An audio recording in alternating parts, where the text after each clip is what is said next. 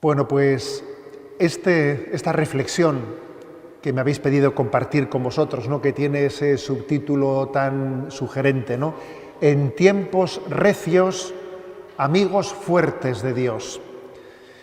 Bueno, es un punto de partida, primero, para darnos cuenta de que estamos en tiempos recios, ¿eh? Estamos en tiempos recios, en tiempos en los que, bueno, decía San Agustín, una famosa sentencia suya, yo creo que muy luminosa, dice él: de dos maneras ataca el mundo a los seguidores de Cristo. ¿Los halaga para seducirlos o los atemoriza para doblegarlos? A ver, o con la derecha o con la izquierda, te voy a decir, ¿eh? Primero te voy a intentar atraer con la mano izquierda. Los halaga para seducirlos, es decir, te mundanizo, te venzo mundanizándote, te estoy fagocitando, ¿no? El mejor triunfo del mundo es mundanizarte. Si no consigue mundanizarte, entonces te atemoriza para doblegarte, te persigue, ¿no? Te muestra la agresividad de lo que es el rechazo de este mundo.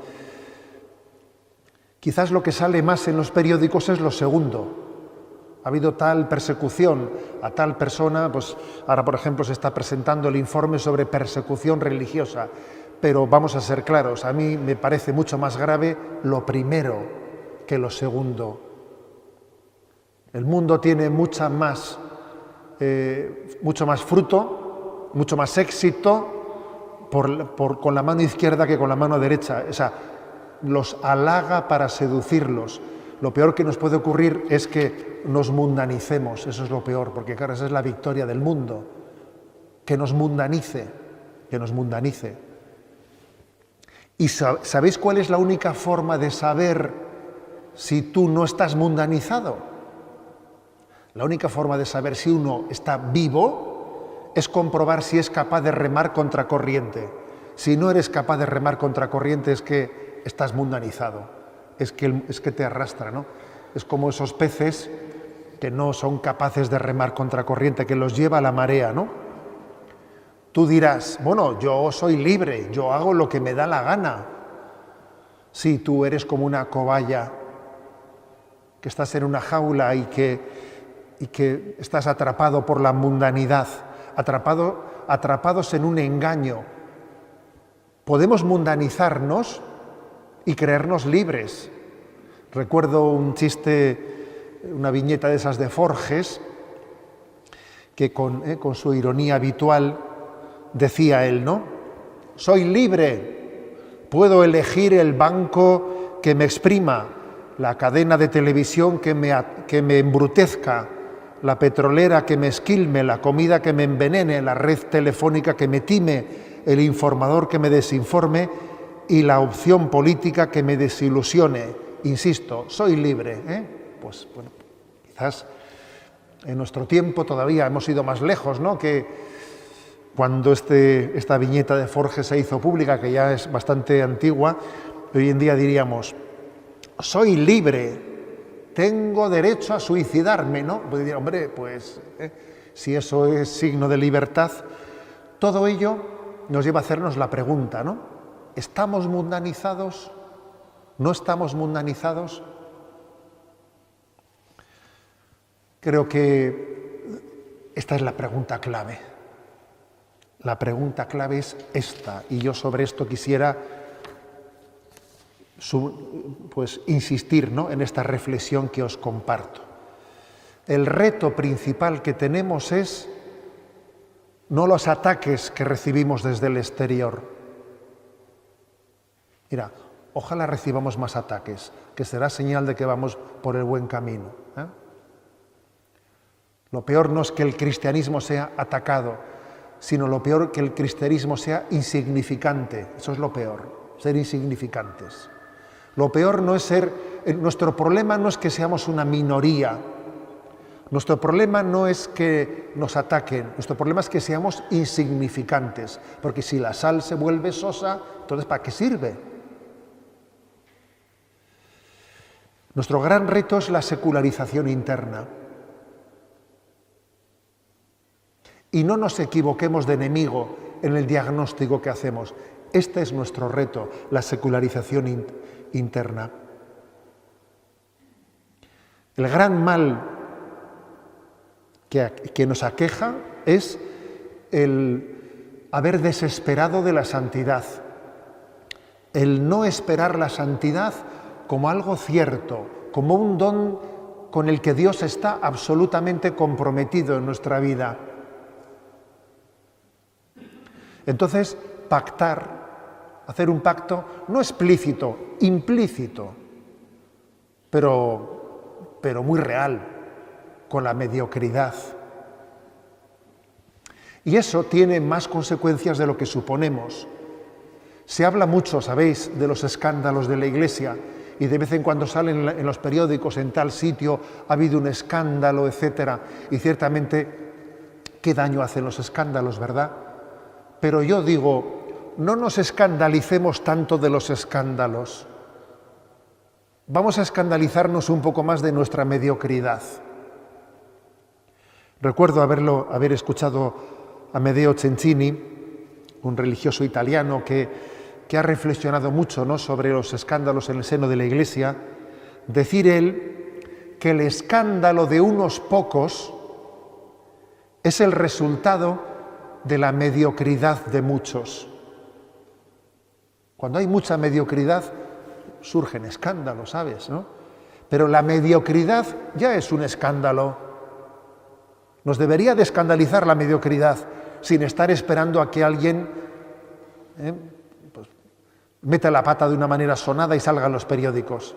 Nos debería de escandalizar la mediocridad, nos debería de escandalizar el haber renunciado a un planteamiento de vida espiritual en el que se proponga la santidad. Eso nos debería de escandalizar. Entonces, si esto es así, si nuestro mayor reto es ese, ¿no?, es el cómo luchar contra la mundanidad que nos va absorbiendo, cómo romper con ese pacto diabólico que es el pacto con la tibieza. No, si los hay peores, a veces es el pacto de la tibieza, los hay peores, ¿no? Entonces uno hasta se siente más o menos como autorizado a la mediocridad, ¿no? ¿Cómo romper con eso?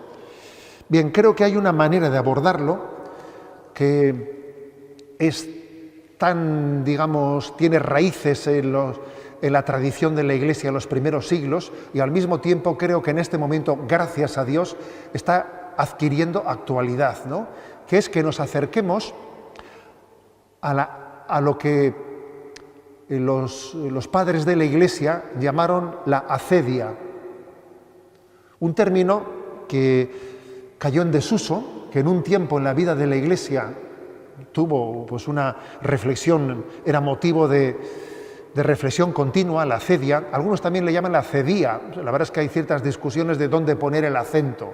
Acedia o acedía era el nombre que daban los padres de la Iglesia, por ejemplo, Evagrio Póntico en el siglo IV, a un pecado capital del alma, que luego con el paso del tiempo cambió de nombre y se le llamó pereza. Pero es que ese cambio de acedia por pereza, yo creo que es un cambio que empobrece mucho el término, lo empobrece mucho, porque todos sabemos que por pereza, lo que se entiende pues es una voluntad un poco floja, ¿eh? Uno es perezoso, pues tiene la voluntad un poco floja. Ya, pero la acedia es algo más. La acedia es un concepto que, como vais a ver, los padres de la Iglesia vieron en ello una especie de pereza del alma, no solo del cuerpo, porque nosotros decimos, ¡ay, cómo me pesa el cuerpo! ¡Qué pereza! No. Se trata de la pereza del alma, no solo del cuerpo. Es verdad que si tienes pereza en el alma, enseguida vas a tener en el cuerpo, eso es verdad. Pero la peor pereza es la del alma, más que la del cuerpo. Entonces, ha sido especialmente un benedictino francés, Jean-Charles Nault, quien ha traído, ¿no?, a colación y ha hecho un gran servicio a la Iglesia con la publicación de un libro, La acedia, el demonio del mediodía. Qué título, ¿no? El demonio del mediodía. ¿A qué se refiere eso con el demonio del mediodía?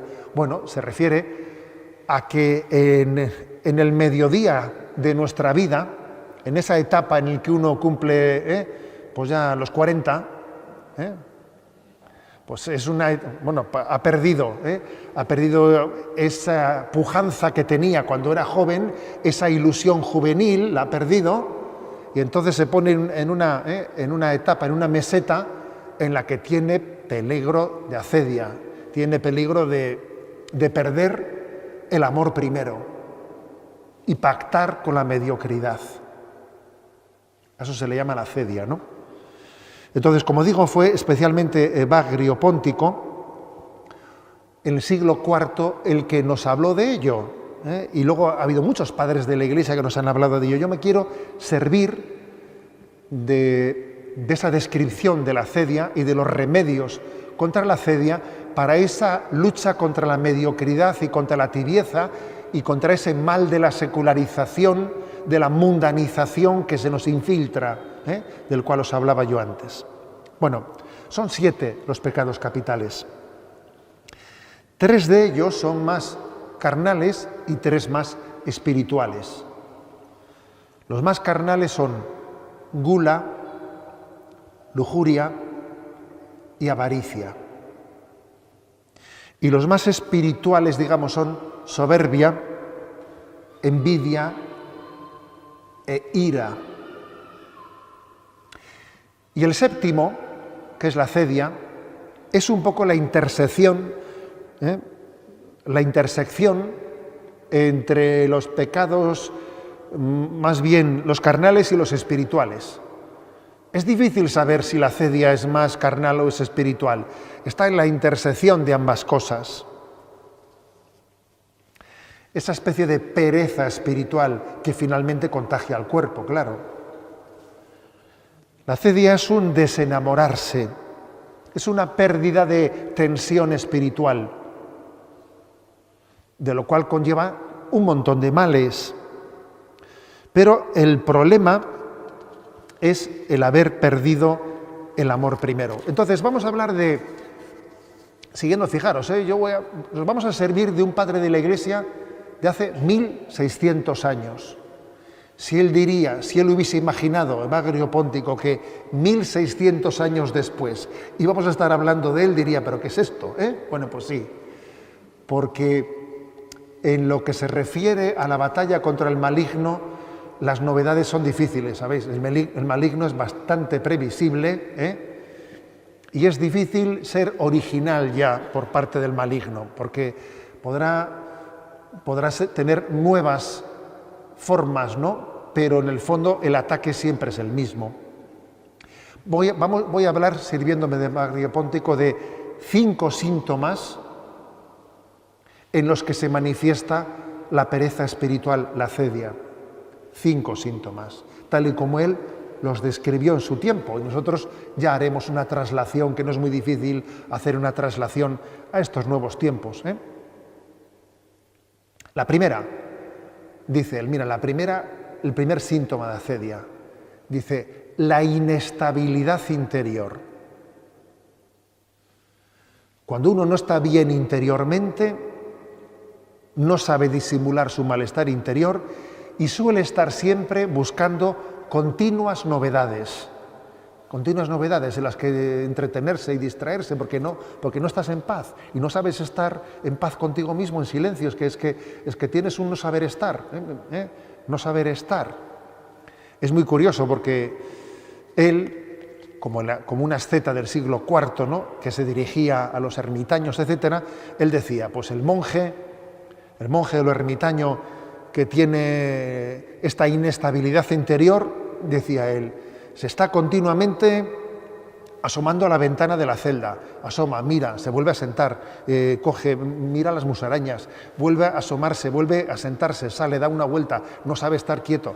Fíjate tú, si Evagrio Póntico supiese hoy en día que tenemos la cantidad de cosas para distraernos, ¿sabes?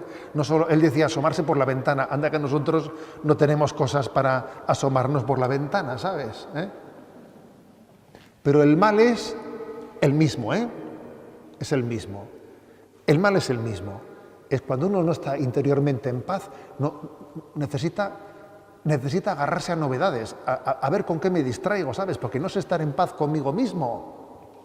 Entonces voy, hago un plan, lo deshago, hago otro, ¿eh? Me meto en Instagram, subo, no, bajo, no, comento, comienzo una cosa, la dejo a medias, hago proyectos, voy de viaje, vuelvo, no, sí, subo, bajo. Es que estamos así. Es un síntoma muy claro, de que uno no está bien sustentado, su inestabilidad interior. Un síntoma que nos tiene, o sea, el no saber estar en paz y alegría y gozo consigo mismo.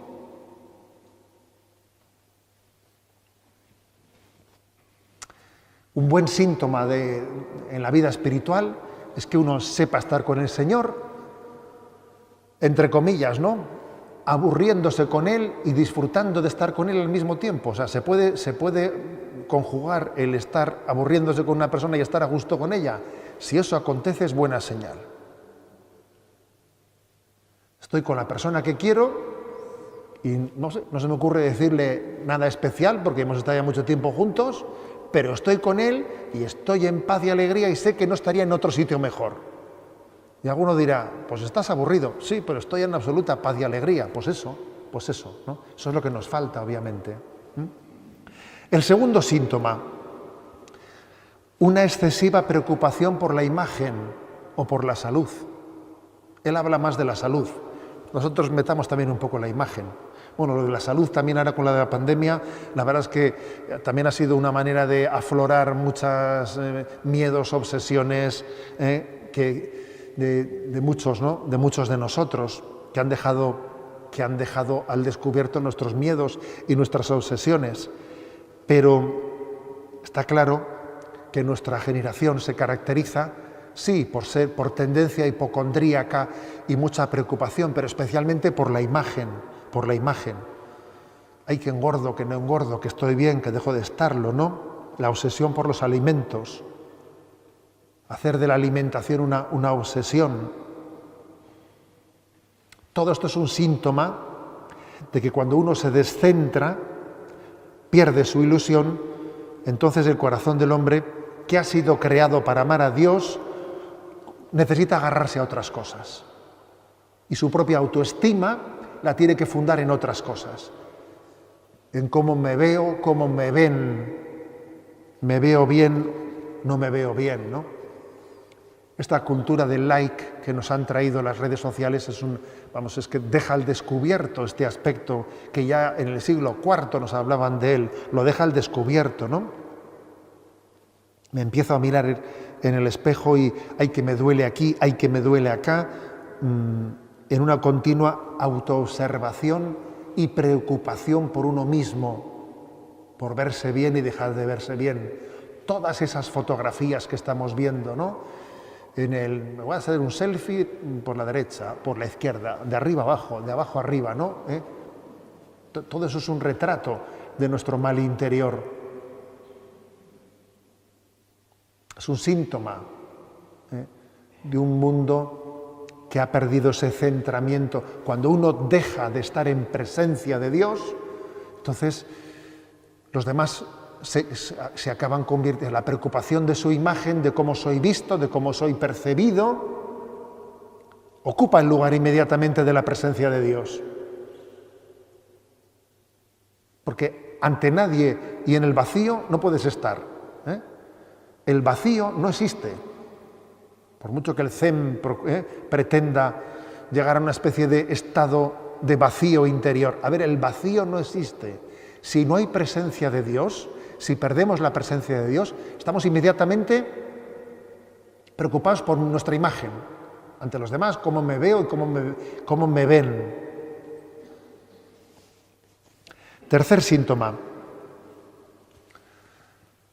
la aversión hacia nuestro deber de Estado. Tenemos un deber de Estado que será el estudio o será el trabajo. Cada uno sabe dónde Dios le ha plantado. Cada uno está llamado a florecer donde Dios le ha plantado. Entonces, cuando viene la acedia, nos escaqueamos. El escaqueo es continuo, porque no podemos con esa vocación que Dios nos ha dado. Nos resulta insufrible, nos resulta pesadísima, ¿no? Uno huye de esa encomienda que Dios le ha hecho, se escaquea de ella, no coge el toro por los cuernos. Está viendo cómo se escaquea por aquí y por allá, soñando en otros escenarios. Es que si yo estuviese en otro sitio, si yo tuviese otro trabajo, si tuviese otro, siempre es un y sí, que en el fondo es un escaqueo, ¿no? Es todo lo contrario a entender que Dios me ha puesto en el escenario y en el lugar que yo necesitaba para mi santificación. Y me tengo que santificar en mi trabajo, entregándome en alma, corazón y vida. Entonces lo típico es que cuando uno está en eso, lo que esté es chapuceando. Chapucea, es un chapuzas en su forma de estudiar, no estudia en profundidad. Está intentando salvar los exámenes, pero no estudia en profundidad. Y cuando viene de vacaciones tiene un síndrome posvacacional que engancha una depre que no puede con ella. Le resulta insufrible que llegue el lunes por la mañana, el domingo por la noche tiene una auténtica alergia a volver a comenzar una semana. No está enamorado, ¿no?, de la vocación. Cuarto síntoma. El cuarto síntoma es la negligencia en la vida espiritual. La negligencia.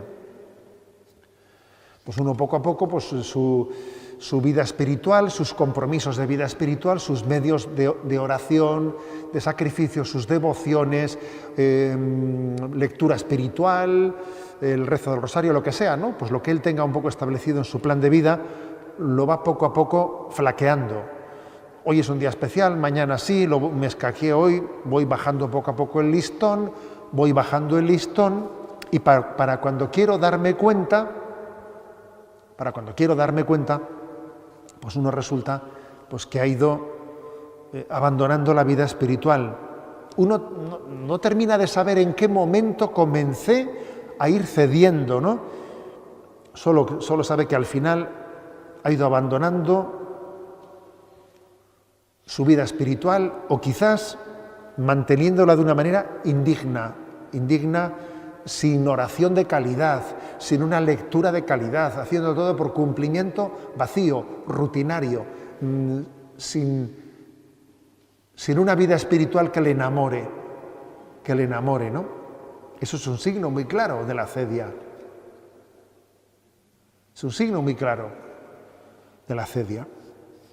Lo curioso es que Bagrio Póntico dice que este cuarto síntoma suele tener dos versiones, que una es la versión de una negligencia en la vida espiritual y otra es la versión de un exceso, que yo creo que más que un exceso en nuestros días, desde luego peligro de exceso no tenemos mucho, de rezar demasiado, pero sí tenemos quizás un peligro de desequilibrio en la vida espiritual.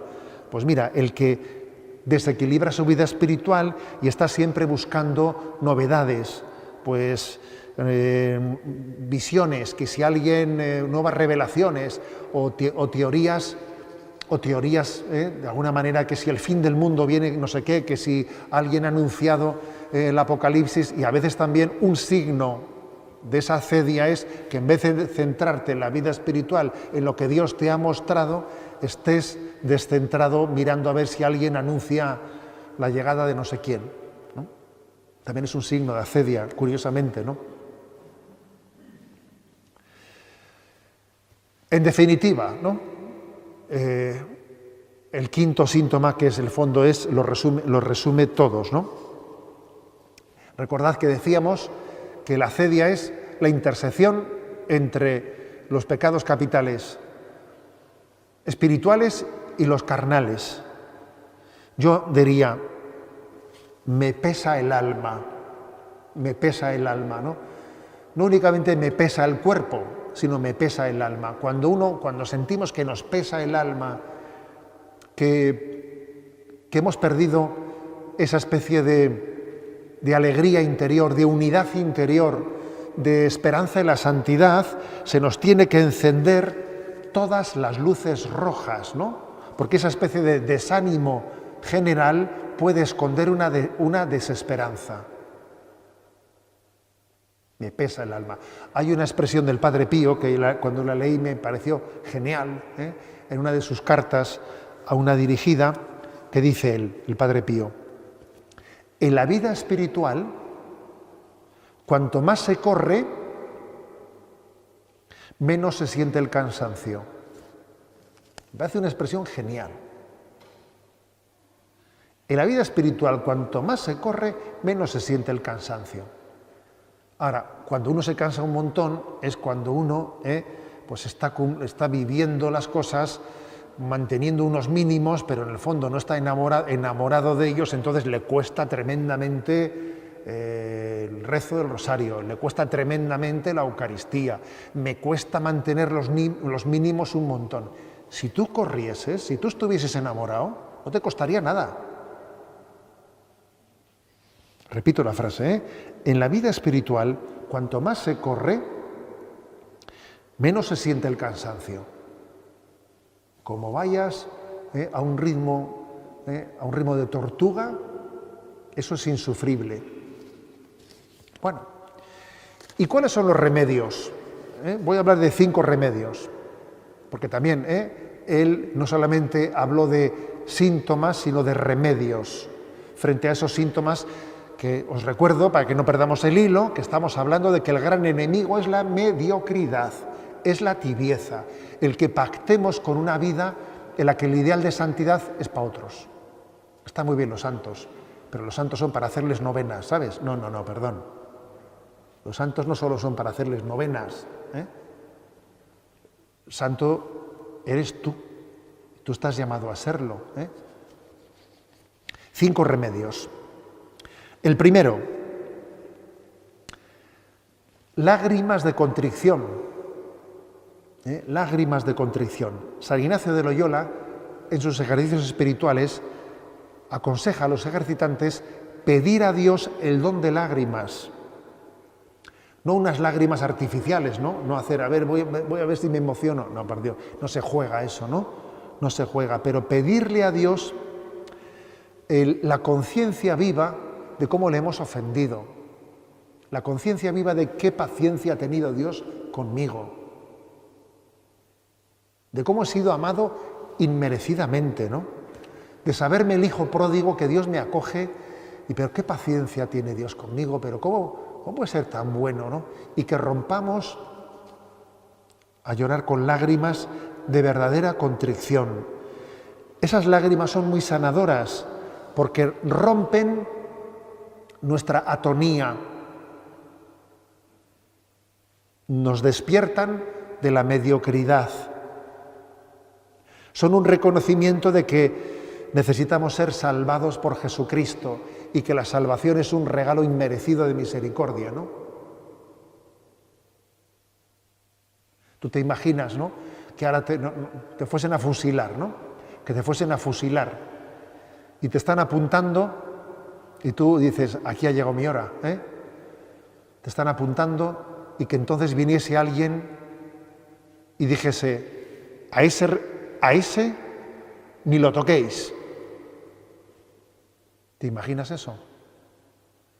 Tú en ese momento, con esa tensión que has vivido, en ese momento cómo romperías a llorar de agradecimiento, etcétera. Bueno, pues eso mismo es lo que pasa en cada momento con Jesucristo,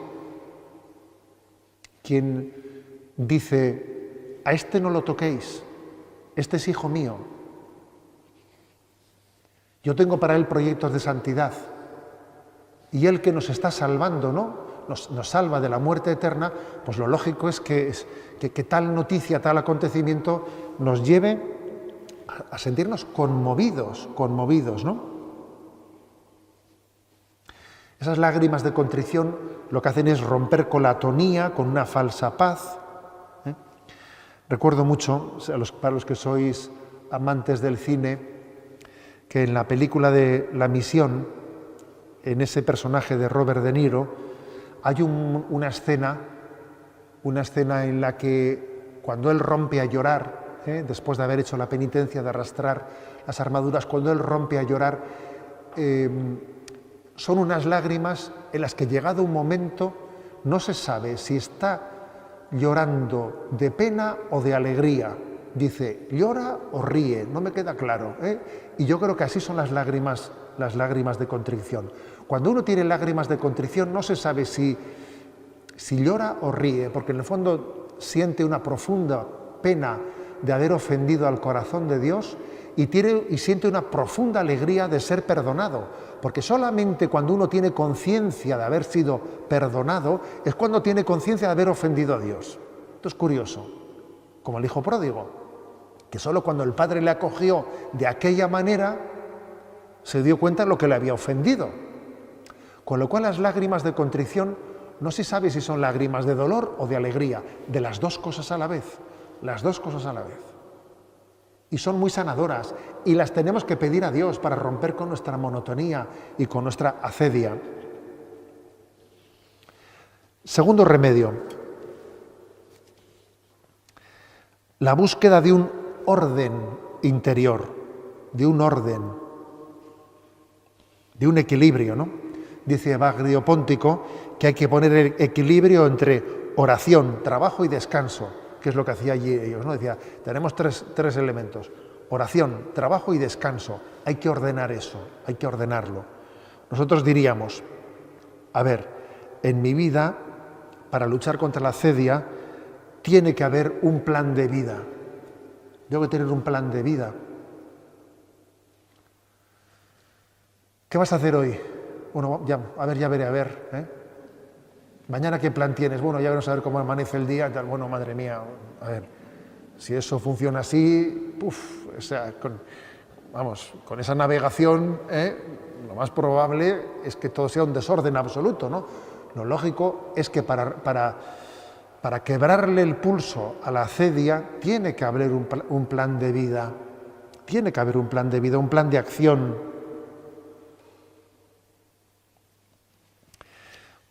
Un horario, un programa. También yo diría lo siguiente, un acompañamiento espiritual, porque para aprender a hacer un plan de vida, uno necesita un acompañamiento espiritual para valorar y sopesar y discernir en qué insistir más, a qué darle importancia, etcétera, ¿no? O sea, tiene que haber un acompañamiento. No es tan fácil tener un plan de vida así, yo me lo guiso, yo me lo como, yo solito, un momento. El acompañamiento es muy importante. ¿A qué le debería dar más tiempo?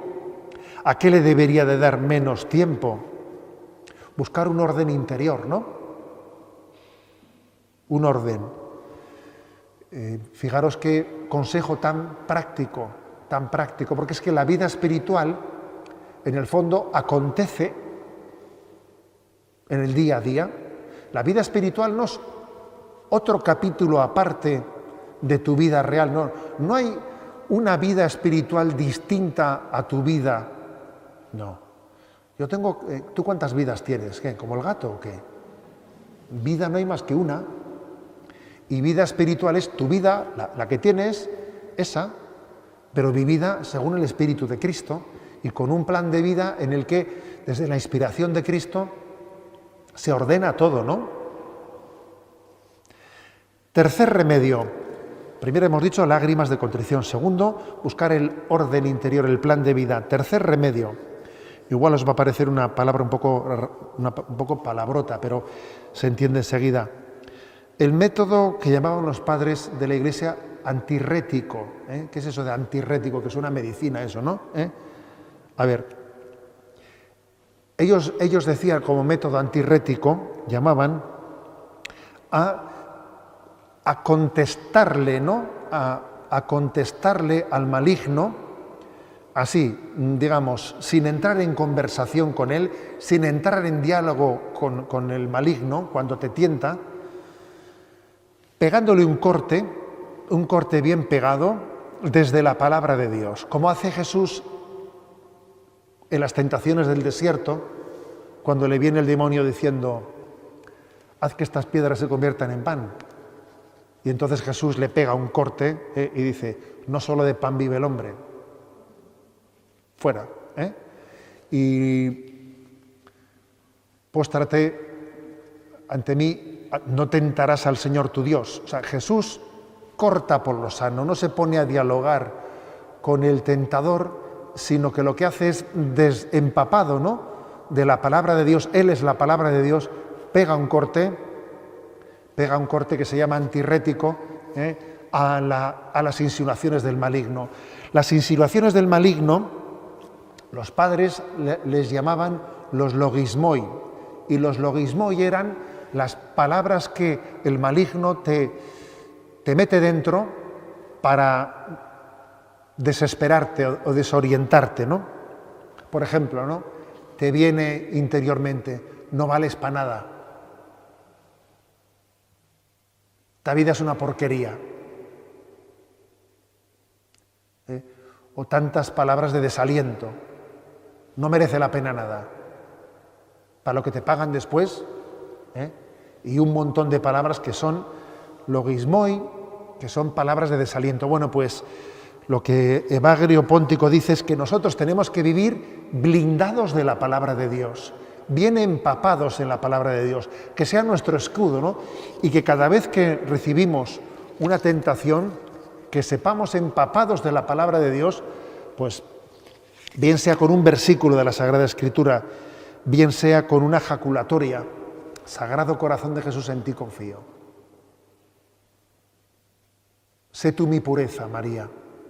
Cuando uno recibe, por ejemplo, ¿no?, pues una palabra de una tentación de impureza, o sea, cada uno sabe si uno vive en la presencia de Dios y vive empapado de la palabra de Dios, que es muy importante empaparnos de la palabra de Dios. Y que, por ejemplo, los salmos, que nos hayamos familiarizado con ellos de manera que nos broten casi espontáneamente. En esta situación me ha salido zapa, esta palabra sálmica, ¿no?, porque es que estaba casi, me viene como si estuviese dicha para este momento. Empapados de la palabra de Dios, que sepamos en ese método antirrético, ¿no?, cortar por lo sano las tentaciones de desaliento. Cuarto remedio: primero, lágrimas de contrición; segundo, orden interior, plan de vida; tercero, método antirrético; cuarto, meditación sobre la muerte y sobre la vida eterna. A ver, es que para abordar esta vida es muy importante tener en cuenta a dónde vamos, porque vivir en esta vida sin pensar en que tenemos que morirnos es vivir como un sonámbulo. Oye, despierta que tú, fíjate, a mí me suele gustar mucho a veces cuando veo en televisión pues algún reportaje de estos antiguos, ¿no? Pues que igual son, imagínate tú, ¿no?, de un reportaje de pues una JMJ de hace 30, 40 años, que hay por ahí imágenes muy antiguas, ¿no? Y digo, joder, estos, ¿cuántos quedarán con vida ahora? Muchísimos han muerto.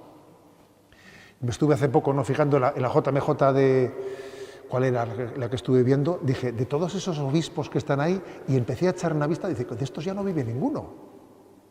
Han pasado, claro, 40 años de aquello, 30, 40 años, ya se han ido. O sea, a ver, es que es muy importante tener eso en cuenta, ¿no? Tener en cuenta la fugacidad de la vida. Cuando San Ignacio de Loyola se despide de Francisco Javier, que se iba, ¿no?, para las Indias, y sabían muy bien que ya no se iban a volver nunca más, sí, el momento de despedida, le aconseja que todas las noches tenga un rato de meditación sobre la pasión de Cristo, sobre la muerte y sobre la gloria. Y tú todas las noches medita la pasión de Cristo. Y también en tu muerte, en que estamos llamados, ¿no?, pues a pasar esa puerta de la muerte, porque fíjate, porque para saber lo que nos tiene que preocupar en esta vida,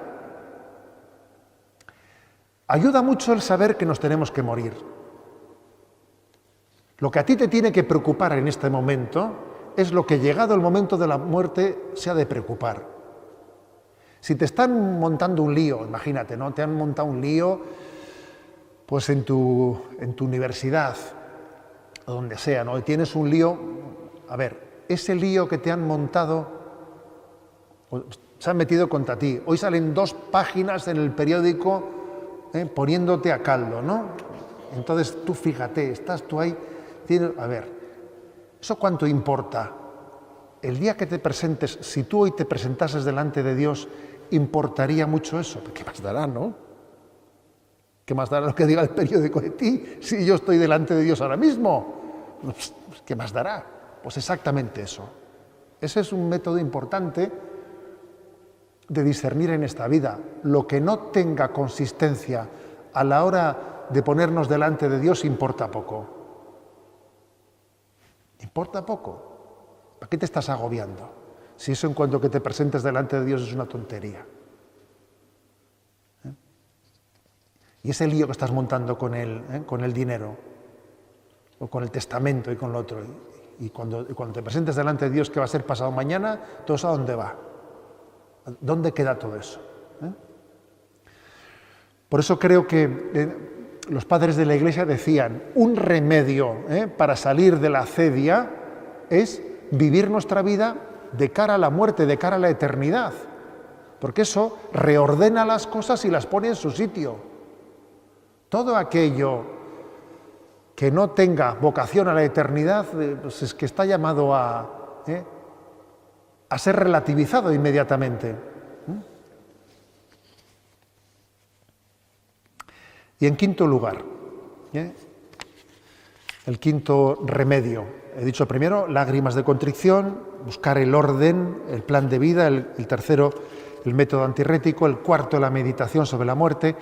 El quinto, dice Evagrio Póntico, la petición del don de la perseverancia. Señor, danos la perseverancia final. Danos la perseverancia final. De muchos es el comenzar, ¿no? Pero el ser perseverante hasta el final es un don que supera la naturaleza humana. El hombre tiene cierta capacidad natural de obrar el bien, cierta capacidad de obrar el bien, pues de cumplir los mandamientos, algunos mandamientos durante un cierto tiempo, pero dice Santo Tomás de Aquino, cumplir la integridad de la ley de Dios toda nuestra vida es algo que supera nuestras meras capacidades naturales. Y Dios nos lo quiere dar como gracia, nos lo quiere dar. Luego, si te lo quiere dar, pídeselo, porque al pedirlo te dispondrás a acogerlo. ¿Por qué Dios quiere que tú le pidas algo que Él quiere darte? Porque es que si tú no tienes hambre y sed de ello, no lo acoges. Te lo da y no lo acoges, lo dejas caer al suelo. Necesitas tener conciencia de la necesidad de ello para que al pedirlo te dispongas a recibirlo. Entonces, fijaros, ¿no? La petición principal es, Señor, dame la perseverancia, dame la perseverancia. En medio de esta situación, dame la perseverancia. Yo a veces cuando voy a una ermita de esas de la Virgen y ves un montón de velas, en el lamparario un montón de velas, así, a veces me hago la pregunta, ¿no? ¿Qué cosa se pregunta el obispo, no? Pero bueno, me hago la pregunta. Y de todas estas velas, ¿cuántas se habrán puesto pidiéndole a la Virgen el don de la salvación eterna o de la perseverancia final? A ver, o que toda la familia nos juntemos en el cielo. Señor, dame la perseverancia para vivir en gracia de Dios hasta el fin de mi vida. ¿Cuántas velas de ese lamparario serán para pedir por eso? O igual es que, a ver, pues igual es que tenemos que reconocer que la mayoría de las velas han puesto porque estamos en época de exámenes. Yo me acuerdo que siendo párroco de Zumárraga, cuando venía la época de exámenes había que comprar más velas para la ermita, porque entonces subían las abuelas y venga allí, ¿no?, a poner velas por los nietos, ¿no? En fin, sí está muy bien, si nos van a salvar las abuelas, eso es verdad, Pero es que los bienes materiales son un signo de los bienes eternos. Entonces no nos podemos quedar tenemos que quedarnos, como dice Jesús, me buscáis porque os he dado de comer. ¿No dice eso Jesús en el Evangelio de San Juan? Mira, me buscáis no porque habéis visto un signo, sino porque os he dado de comer. Entonces teníais que haber visto un signo. El pan ese que te he dado era un signo. Entonces no te quedes en el pan. Mira lo que significaba. Porque cuando la mano se queda, cuando el dedo apunta a la estrella, el necio se queda mirando al dedo. Oye, pero mira la estrella, no te quedes mirando al dedo, ¿no? Me buscáis no porque habéis visto un signo, sino porque os he dado de comer. O es un reproche de Jesús, que ojo con ese reproche, ¿eh? Es una frase impactante esa. ¿Cuántas frases hay en el Evangelio que las leemos de corrido y no...? Entonces, en todos los dones que recibimos de Dios tenemos que ver un signo del don supremo. Y el don supremo es la vida eterna. Luego lo que tenemos que pedir es perseverancia, perseverancia, perseverancia, ¿no? Que Dios nos dé la gracia de perseverar, cada uno allí donde Dios le ha plantado, y perseverar en la vida de gracia. Y no cansarse nunca de estar empezando siempre. Mira, Señor, ya que yo, la verdad es que una vida espiritual muy ordenada y, digamos, de pasos bien solidificados, pues no puedo darte. Yo sí quiero ofrecerte algo, ¿no? No te puedo ofrecer muchos frutos, pero te quiero ofrecer el no cansarme nunca de estar empezando siempre, de ser un alumno de primero de primaria y decir, bueno, pues el ABC de nuestra vida, que es, que os recuerdo, ¿no?, que cuando hice mis primeros ejercicios espirituales, pues el sacerdote nos dio a todos una estampa que era del Cristo de Velázquez, la tengo por ahí, ya está muy rescabarjadita, y detrás ponía, ¿no?, viviré habitualmente en gracia de Dios, y si caigo me levantaré. A ver, si es que ese es el ABC de la vida, ¿no?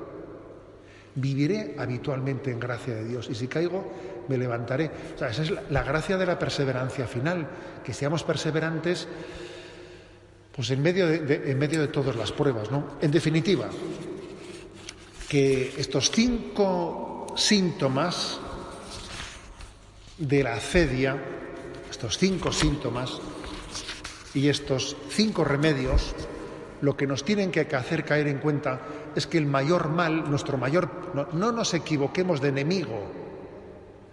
Nuestro mayor enemigo es la mediocridad, es el haber hecho un pacto con que yo estoy llamado a ser, bueno, no un santo, sino, pues ser una buena persona, ¿no? Ojo, ese es nuestro mayor enemigo, el haber renunciado a la santidad como nuestra vocación de vida, el haber pactado con la tibieza, porque eso supone que hemos caído en esa famosa frase que os leía de San Agustín al principio, con la que voy a terminar, que hemos caído en la estrategia de la mundanización. De 2 maneras ataca el mundo a los seguidores de Cristo: los halaga para seducirlos o los atemoriza para doblegarlos, ¿no? Vamos a concluir pidiéndole al corazón de Jesús, ¿no?, ser suyos, no ser del mundo, porque Jesús dijo: Padre, guárdalos, están en este mundo, pero no son de este mundo, ¿no? Y pedimos ser del corazón de Cristo y que Él mantenga en nosotros encendida la esperanza y la santidad. Gloria al Padre, al Hijo y al Espíritu Santo,